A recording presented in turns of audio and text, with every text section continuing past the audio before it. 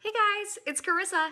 Today I'm going to make the video I promised I would about our TTC routine and our TTC sex routine. I know that it might seem kind of controversial to talk about the details of our sex routine, but honestly, I have watched a lot of videos about, how we got pregnant, what worked for us, and there is a lot missing and a lot of unanswered questions when it comes to the sex part. People just kind of roll over that. So today I'm going to tell you the details of what we do. Well, I kind of break it down in three sections. Number one is the pre-ovulation, when the time you start your period and between the time you ovulate. Number two is the ovulation and the sex portion, and number three is the post-ovulation and playing the waiting game. So, it's not meant to be gross or weird or anything like that. It is meant to help ladies out there to get pregnant and try something that worked. It worked for us 4 times. I've gotten pregnant 4 times.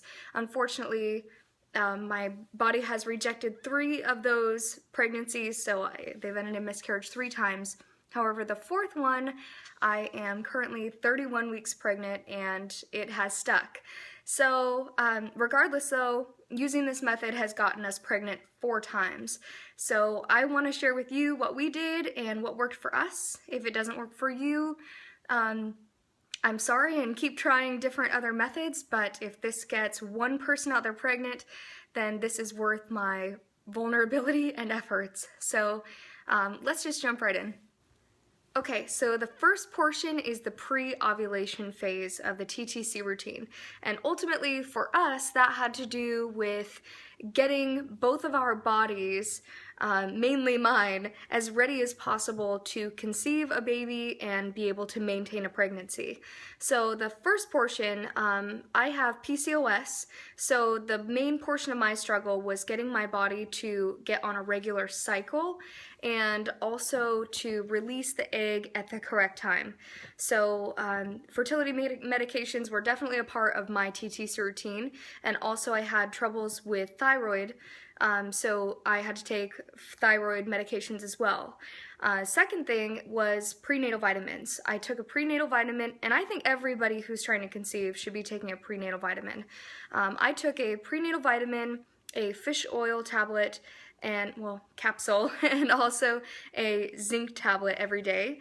And my husband took a men's multivitamin, a folic acid tablet, and also a zinc tablet. So that's the second portion, is taking supplements. The third thing is what we ate and exercising. And I think eating is a really important part of how your body, I guess, is health-wise on a metabolic scale. So if you're eating healthy, lean meals, then obviously your body is going to be healthier than if you're eating processed crap foods, and it's just better for your overall health to be eating healthier. So we eat really well balanced portion meals, 4 to 6 ounces of a lean meat per day, 6 to 7 days a week. Obviously you get busy and there's times when it's 9 p.m. and you're like, oh my gosh, we just got home and we're both starving, and let's just eat pizza or teriyaki or something like that. But on a normal occasion, we made it a definite habit to be eating healthy meals, well balanced meals. So like I said, 4 to 6 ounces of a lean meat, a red meat, chicken, venison, very lean hamburger, or steaks, or fish, salmon, mahi-mahi, trout, and then equal portions. I'm sure you've seen those scales where they have the meat on the bottom, and then you have a starch up top and a vegetable up top. So we just eat very well balanced portion meals, and I think that has a lot to do with how healthy you are in general. Also, exercising has to do with how your body will work on a metabolic scale too. So exercising, even if you lose just a little bit of weight, it really matters, and you need your BMI to be somewhere between 18 and 25, ideally, for the best and most optimum reproductive health. So if you are under that or over that, you obviously need to adjust the things that you're eating and the amount of exercise in order to get within that range. So that was also part of our TTC monthly routine. The third part was OPK tests and timing things.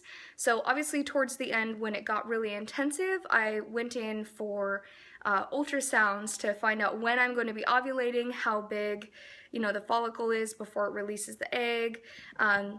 So it was very intensive, but if you're just trying on a regular basis, and majority of our trying to conceive had to do with taking OPK tests and just, peeing on that stick and seeing if you get a smiley face, and if so, you'll be ovulating within 24 to 48 hours.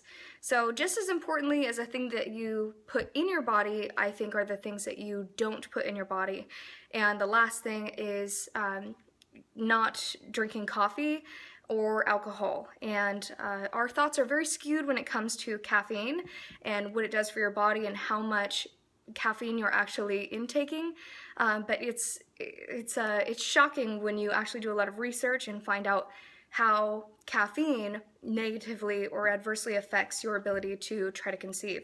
So if you're drinking coffee or a lot of coffee, or you don't know how much coffee you're actually drinking, you'll definitely want to do some research on that. And alcohol is obviously not healthy for you, not very good for you, so you'll want to cut that out of your diet too. Let's move on to section number 2, the intercourse and sex routine and the ovulation portion. Our routine, when I finally got the positive ovulation test, or I had an ultrasound that verified that I would be ovulating soon, is to start our TTC routine for sex. And this does not reflect how our sex routine is on a regular basis or any other time besides when we are trying to conceive. This is strictly when we just got a positive ovulation test and we are trying to make a baby. So the first step, or the first tip that I have for you that worked for us, is to use pre-seed. And if you have not heard of pre-seed, you'll definitely want to check that out. It's something that I believe it's around $30, and for us in Seattle, we can buy it here at like a Walgreens. Ultimately, what you want to do is, well, what pre-seed is it is what they call a fertility-friendly lubricant, and ultimately what it does is it emulates the most ideal cervical fluid, which is the egg white cervical mucus that you have right when you're ovulating. And it is not acidic like your natural lubricant that you secrete. So the acidic kills the sperm, and having the pre-seed, it pretty much regulates the environment so that it is not attacking or killing the sperm. So you'll want to put that in 15 minutes prior to sex, and there's different measurements on the applicator, 1 through 5. With trying it several times, we find that 3 is the very best. 2 seems to be not quite enough, and 4 is way too much. So 3 seems to be the best amount for us. And like I said, this is something that you can pick up at just one of your pharmacies or one of your regular stores. So thankfully it's quite accessible. And if you can't pick it up anywhere in town, it's worth ordering online. So the second thing is sex position. Sex position, I believe in gravity, and I believe, the deeper penetration and the closer to the cervix that you can get, the better. So I suggest doggy style, and that's what has worked best for us and what has gotten us pregnant the most. So doggy style, and also you want to consider not having an orgasm before having sex. And for us, foreplay is usually a part of our usual sex routine. However, when we are trying to conceive, we do not, because obviously the more excited I am, and if I have an orgasm, it's going to secrete the acidic fluid, which is going to adversely act in my favor and kill the sperm, which is the opposite of what we're trying to do here. So keep in mind also, while I'm saying this, is that when you have sex, when you are trying to conceive, it is it is definitely not like the sex that you have on a regular basis. There is a job to do, you have an objective, there is a short time frame, you're trying to get this done quickly in, you know, the shortest amount of time possible. So it's not this fa la la la la, you know, romance story. It's definitely a different mindset that clicks, and you just have a job to do. So keep that in mind as I say all of this. So sex position, doggy style, and do not have an orgasm before you have sex. You'll want to wait until very last, which I'll go into. So so doggy style, face down, and as soon as he is about to ejaculate, obviously he'll want to ejaculate as quickly as possible, like I said, because the more excited you get, the more you secrete the acidic fluid.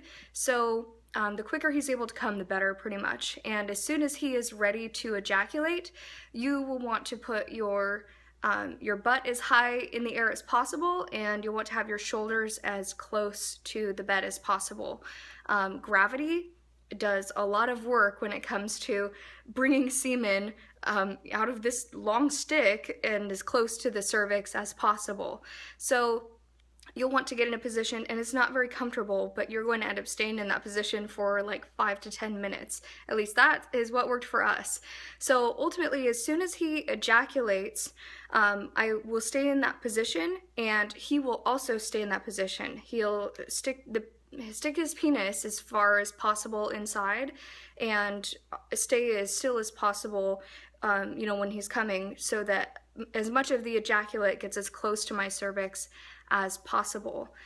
So as soon as he has ejaculated, just to make sure that nothing comes out, and we have tried a lot of different methods and a lot of different sex positions to figure out how to keep as much of the cum and ejaculate in there as possible. And what worked for us is, and we just tried this and it just worked beautifully. So he came inside and we just stayed in that position until he slowly got flaccid. And the more flaccid he became, the slower he would just pull out. Slow as possible. It's not a short process. It's probably takes 5 to 10 minutes, and as soon as a man ejaculates, it takes a while for his penis to become flaccid again anyways. So in order to keep as much ejaculate as possible inside, he'll just slowly wait. We will sit there on the bed in this funky position waiting for his penis to become flaccid, and then slowly pulling out as you know, the ejaculate stays inside. So as soon as he is completely finished, and you know, we obviously communicate and we say, okay, well, I'm gonna pull it out, and you know, and it's slowly getting smaller, and obviously you can feel it inside of you also. So it's best to kind of communicate, but you want to keep your butt as high in the air and your shoulders as low as possible for that entire time until he is completely out of you. So I hope this is not TMI, and I know this likely is TMI, but like I said, if this gets one person pregnant, then it's worth me sharing the details. So once he's done, he leaves, he goes, takes a shower, and you'll obviously want to, you're not stuck there, but he can prepare, or you guys can prepare beforehand. I use a soft cup, and I'm sorry I don't have one with me right now. It's a menstrual cup, and I have seen massive amounts of women have success with putting in a soft cup, because the soft cup, and you have to be really careful about, excuse me, how you apply it and how it will work inside of your body. So you put the soft cup inside and you put it right under your cervix, and all of the semen will collect inside of the soft cup, and it will stay inside of, it'll be pressed up against your cervix. So you're able to leave that in there for about 8 hours, which is great. That's another portion that I have to share with you, is using a soft cup. You'll obviously, you'll wipe up or clean up however is best for you. I usually use something that is not full of chemicals, that is like a wet wipe that is all natural. that is usually what works best to make me feel clean for the moment. But the next tip is to have multiple orgasms. And the reason for this is because the contractions that happen when you have an orgasm, it pulls the sperm up towards your uterus.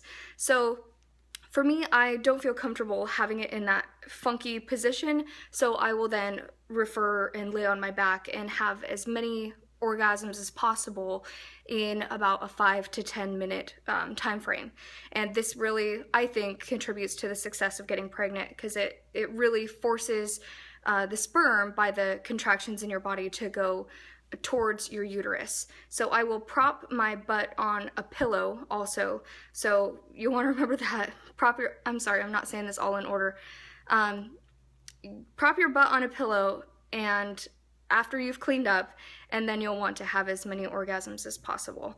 So that is the next portion, and then the very last portion is that I stay there in bed, and I usually start the time as soon as he is completely out and I have started to clean up. So at the point where I clean up, that is when the timer starts, and I will stay there in bed with my butt propped up for approximately an hour. And I know that might seem like a long time, but some people say you only need 20 minutes, some people say it's a half an hour, but for me, I will stay there for an hour just to make sure, because I know that time is really limited on ovulation and the whole cycle. So in my mind, I think that is what works best for us. So that is the very last portion of it. And then obviously the soft cup is still inside you for another 8 hours. So depending on what time of day it is, or that you go to bed or whatever, you can take it out, approximately 8 hours after you've had intercourse. So that's it. So that is the whole portion of the sex routine. And then the third part is post-ovulation, and for me that involved taking a progesterone supplement to continue to thicken my lining and to support a pregnancy as soon as implantation happened. So that is the full TTC sex routine. I know that also during the 2-week wait, you need to be careful about not drinking caffeine again, not drinking alcohol in case you are pregnant or implanting. We tried to do a lot of things like drink pomegranate juice and eat certain types of foods, and I don't believe, and some people say drinking red wine helps or drinking alcohol helps, and based on our experience, that has not worked at all for us and didn't contribute at all. That is it. That is the routine that we use. That is what worked for us. I know, like I said, it might be TMI that I just spilled all the beans of our sex routine, but honestly, if it gets one couple pregnant, then it was so worth my while and vulnerability.